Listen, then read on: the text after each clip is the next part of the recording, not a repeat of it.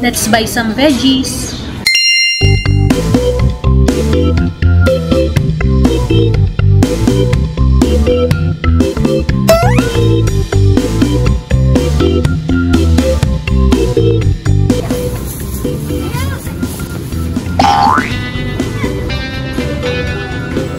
Oh no! Sandstorm dito sa Riyadh. Zero visibility. Mga 30 meters or 50 meters, yan, di mo na makita. Para kang nasa ulap. Nasa ulap. Sandstorm, babalik na naman ang panahon. Yun o, walang makita sa paligid. Uh-oh! My God. Alam mo, nasa Baguio lang. Grabe ah.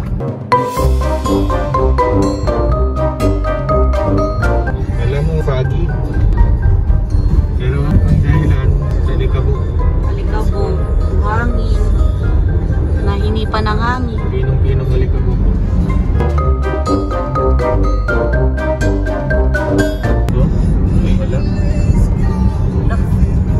Ewan ko lang kung may lalabas pa mamaya. Wala nang makikita.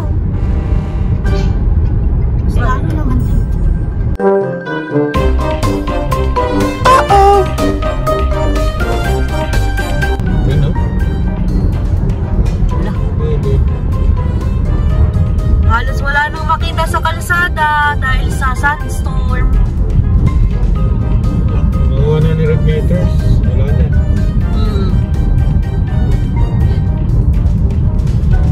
One week later. Hi! Sunny Friday morning in Riyadh.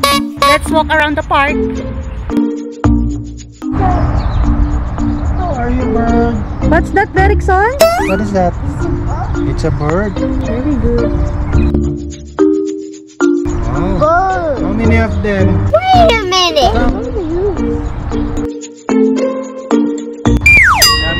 What did you say? Bilangin nga natin yung ulan. What? Come on! Kung sino yung makabilang ng tama, may premyong Jollibee. Wow, Deal? deal. Bilangin niyo na ang palm trees kung ilan. May price daw, Jollibee.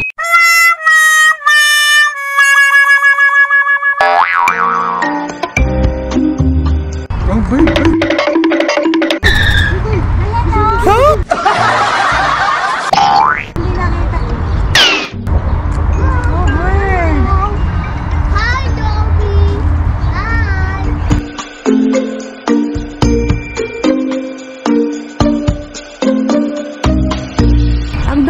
Ibon dito, naririnig namin, humuhuni sila, nag-e-enjoy sila sa mga puno. Yan, meron ditong cafe sa mga gusto mag morning coffee. May mirror dito, malaki.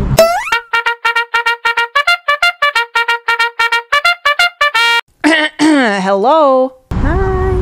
Ayan si Kuy Kuy at saka si Hingel. Ngayon lang uli nakalabas ng Friday. Kasi lately sandstorm eh. Uh-oh! Kaya hindi sila nakagala-gala. Usually kasi kapag weekend morning, naglalakad-lakad kami. Whatever.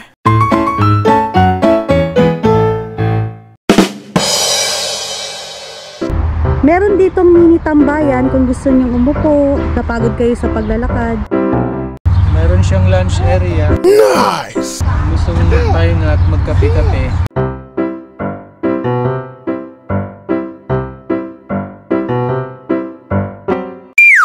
Maganda dito kasi kahit late ka na pumunta ng umaga, hindi siya ganun kainit dahil maraming puno. Si Hingel, naglilibot-libot. Flower! Ang cute naman ni Hingel. May flower siyang pinulot to. Ay, pinipitas ni Hingel ang bulaklak. Precious! What did you say? Ala, pinitas mo ang bulaklak. Mahilig kasi si Hingel sa flowers. What are you holding? What's that? Flower! Flower. Very good.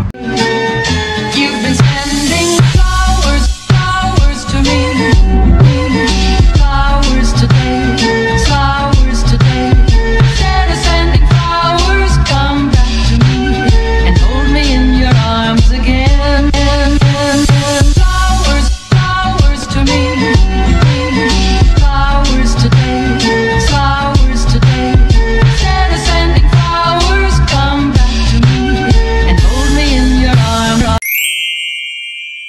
Malapit nang matapos ang taglamig pero marami pa ring mga tumutubong bulaklak.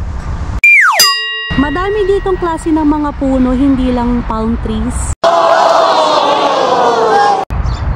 May mga ibon na nagliliparan.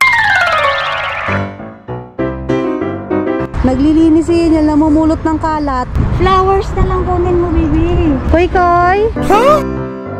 Koy Koy, anong gusto mong orderin? Magkakape ka ba? Make me a sandwich. Price daw. Ang galing may ginawa silang parang shade. Tapos may mga upuan. May ginawa sila ditong shade na may mga upuan sa loob. Kung gusto mo mag-relax-relax habang nagagadget, mapuno din ang paligid.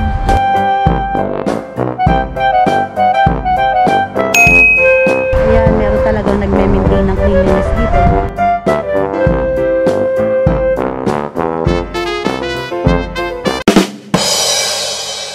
So dito sa likod natin, highway na yan. May mga dumadaan na sa mga sasakyan. Kaya pag may kasama kayong kids, pay attention sa kanila. Keep an eye on them for safety. Ang ganda ng bato dito, oh, pwede siyang upuan. Hey Niel, saan ka galing? Naglaro siya dun sa bubbles. Ay, wala tayong dalang bubbles. Bubbles, sinakawal niya. May mga bata din kasi. It's already 10:17 a.m. and with a temperature of 32 degrees Celsius. Wow, green! May mga Pilipino din dito, nandun sila mga nakaupo. Nagpipiknik.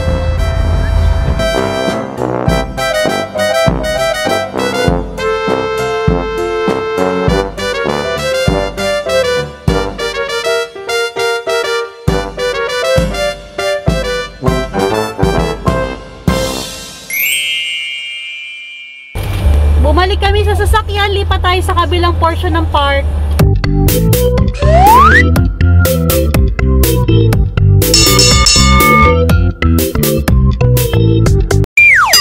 Hi, behind me is the Olaya Park.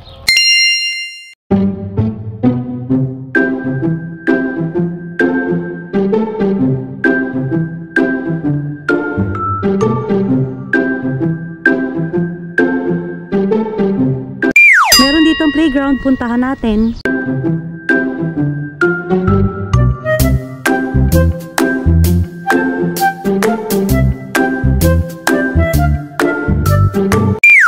Meron pang isang playground, puntahan pa natin yung kabila naman. Ang dami talagang ibon kahit saang park dito sa Saudi.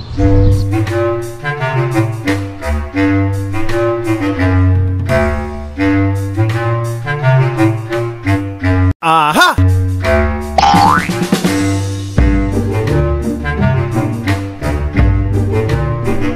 Wait a minute.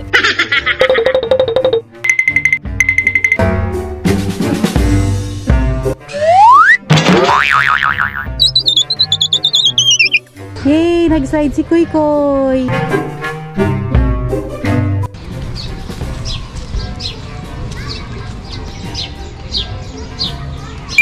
Meron ditong hall. Tingnan nga natin.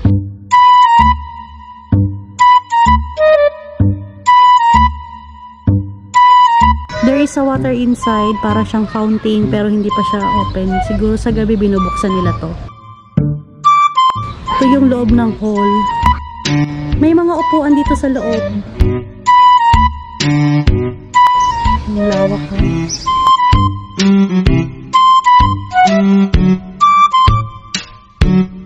Meron ditong hagdan, pwede mo rin siyang upuan.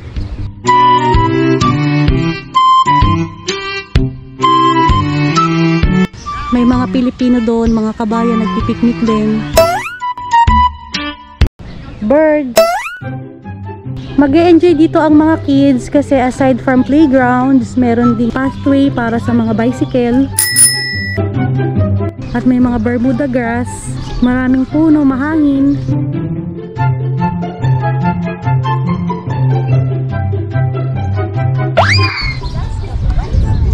Ikaw ay naglalaro sa paikot. Anong tawag sa ganyan? Whatever. Merry-go-round.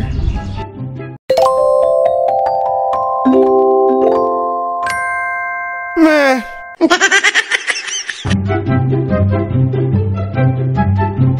Hey, what happened? May bagong friend si Kuy Kuy. Ano daw, snapan daw sila, talikuran eh. Hindi nagpapansinan.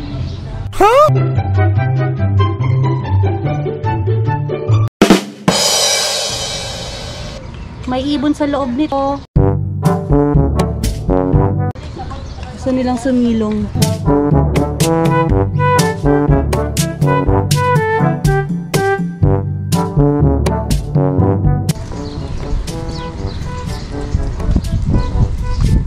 Restroom. Maganda dito sa gabi kasi may mga ilaw. Halika na. Tara na. Oh. The park is safe for the children kasi meron siyang gate. Hindi basta-basta makakalabas sa mga bata. May nakaiwan yata ng microwave oven dito.